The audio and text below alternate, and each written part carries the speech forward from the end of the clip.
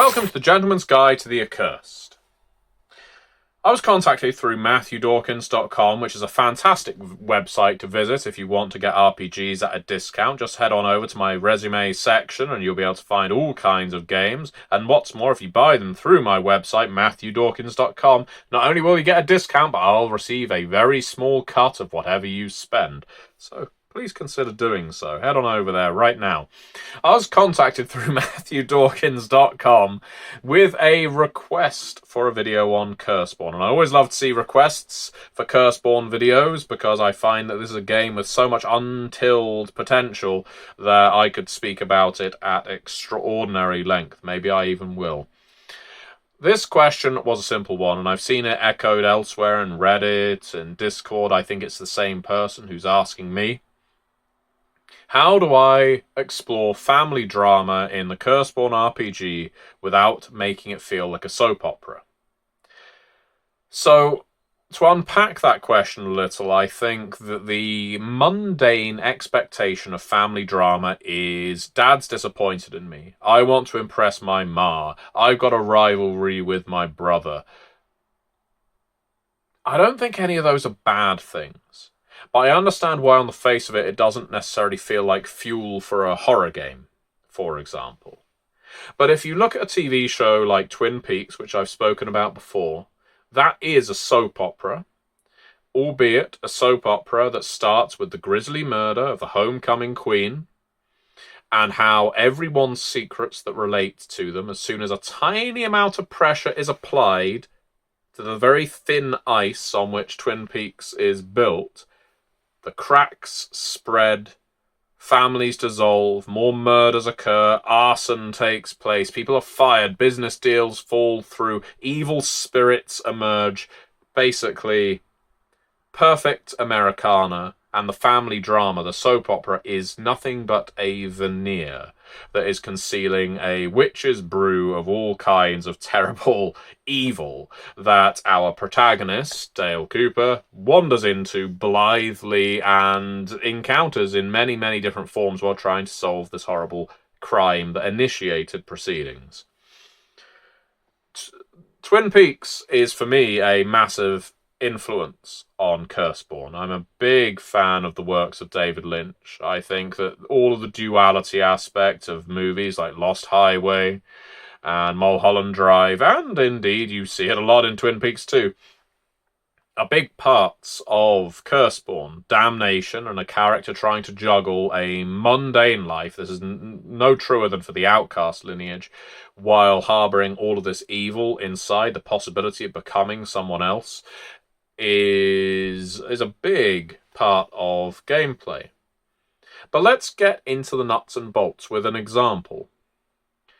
You see, I'm running a Curseborne campaign right now. It's called 100,000 Curses. It's for one of my Patreon groups. And one of the characters within it, I hope the player doesn't mind me citing her, Lily, is one of the heirs. The heirs are a hungry family that devours the hearts of their victims. Lily is a disappointment for her parents, not due to really much of anything she's done other than an illicit love affair that she pursued or was pursued into at university, but because her parents, especially her mother, they are cruel people, inhuman, resentful people. Now, the thing is, we find out one of the reasons why her mother resents her quite so much later in the story. But we start with her returning home after disappointing the family again. She hasn't been home for a while. And the first thing she is forced to do, because she is a disappointment, is the family chauffeur, who she has known all of her life, he is presented to her on the dining table after expressing some very kind and supportive words to her about 10 minutes earlier. He is there, and it is for her to extract his heart and devour it before the family to show that you are truly on board with the heirs. She doesn't want to do it. So Mummy cuts the heart out, prepares it for her, and says, "There, now it's nice on a plate." And she still won't eat it. Slice off a piece of the heart. Eat it. You're a member of the family. Eventually, she succumbs, and then she's locked in her room for the next 28 days or so until another member of the crew extracts her when the crew is coming together. That is our first introduction in this particular campaign of Curseborne to some really insidious family drama. There aren't many soap operas that would present family drama like this, but what it's exemplifying is abuse through the family. The mother is directly abusive. She will beat, she will harry, she will harangue our character Lily. The father is certainly more, I guess, passive in his aggression. He wanders around, cocktail in hand, almost at all times, just doesn't intervene whenever mother is on a tear. But the story evolves when Lily is, she's removed from her room to help the crew with something, and then she's put back in her room so that mother doesn't find out about it. When father basically says, well, your time is up, you can come downstairs, I have a purpose for you, don't tell your mother about this, I'll handle her. He then basically gives her a way out. Whether it's out of kindness is debatable. It's more because he needs someone he can trust to do something, and Lily is so damn beaten down that he can trust her. She doesn't have the willpower yet. She may do. That's up to the player character to really fight against the family. But her father basically says, I've got some business, some personal business, some family business that I need attended to by a member of the family that I can trust. Something that will earn you an awful lot of credit with the family were you to pursue this to its fullest. Nevertheless, keep it just between me and you. And he talks about a movie and an actress who was in it, someone important to him for reasons unspecified, and he asks her to do him a favour. Track down this actress from 50 years ago. Is she still alive? Where is her? What is her location? What is her situation? And that then pushes the entire crew via Lily down this path of following into a horror movie that was actually a snuff movie in disguise, and finding out what happened to this woman. The plot unfolds. All of this is tied into family drama. Lily is doing it because she wants to earn her father's favour. She's also doing it because she can't say no to her father. She doesn't feel like she can. She's also doing it because she knows her father is going to take the rap with her mother. Her mother's going to lose her mind when she discovers that Lily has left her bedroom, finally, her prison cell for the last month, but her father is going to handle that on her behalf. So all of a sudden she feels indebted. All this family drama could very easily be interpreted or reinterpreted into a soap opera. If you remove the heart-eating, if you remove the snuff movie, this is a horrible kitchen sink story of abuse. But it is a story. It plays with the family dynamics that are presented in Curseborne. Doesn't present a family as necessarily a positive thing. But later on in the story, without any great spoilers, we will encounter heirs who aren't quite so monstrous as Lily's family. We will encounter that the family does have branches that are not like the Brookses. These heirs are, well, they're still heart-eaters, but they may have different ways of comporting themselves. And this will present a quandary for Lily. How does she act now with her family? How does she reconcile the kinds of things she's done when there was always another way of handling things? Family drama is a crux of not just Curseborne, but also other games I've worked on. Vampire the Masquerade. You've got clan drama. Your sire's childer don't just include you, and so you might be competing for your sire's favour, or all of you to escape your sire. Werewolf, the Apocalypse, or indeed the Forsaken. Tribal drama and tribal history is one of the core elements of the story.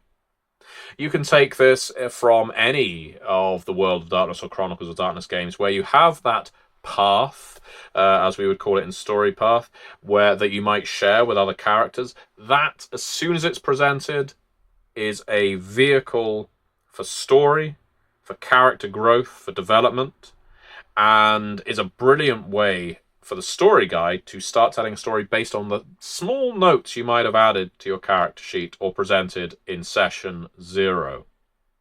So don't run away from family drama, especially at the street level of the Curseborne core book. Family drama is a brilliant motivator. Yes, you can have your other fantastic stories about a monster has moved in down the street, children are going missing, an alleyway has appeared where an alleyway shouldn't be, and it deposits you in a place it should not deposit you. You can have the fact that there is something from the outside trying to breach your territory. You can have your old curiosity shop full of heirlooms that can grant wishes. You can do all of these things, and they don't have to be related to the family.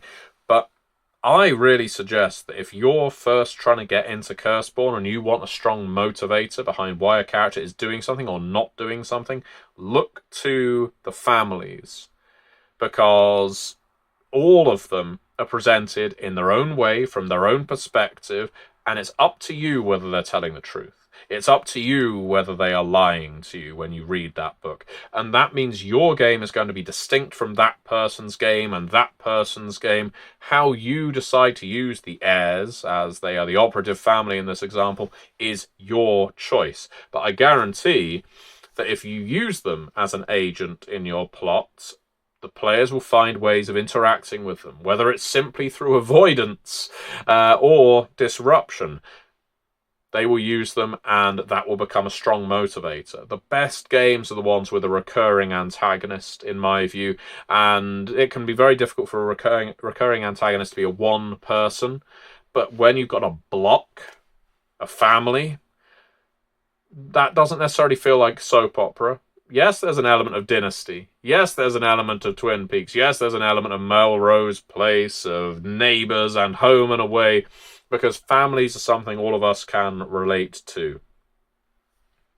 But you can make it as dark and morbid as you like. It doesn't all have to be about passing the salt at the dining table, though adding that in occasionally, around the corpse that's laid out on the dining table, heart exposed. If someone on the other end of the table says, "Pass the salt, would you please?" you have added a flair of the mundane to the sublime, and that can be the spice you need to make your soap opera suddenly feel very weird, very, very disturbing, and probably quite captivating as a game. Hope this has helped. I will be seeing you next time.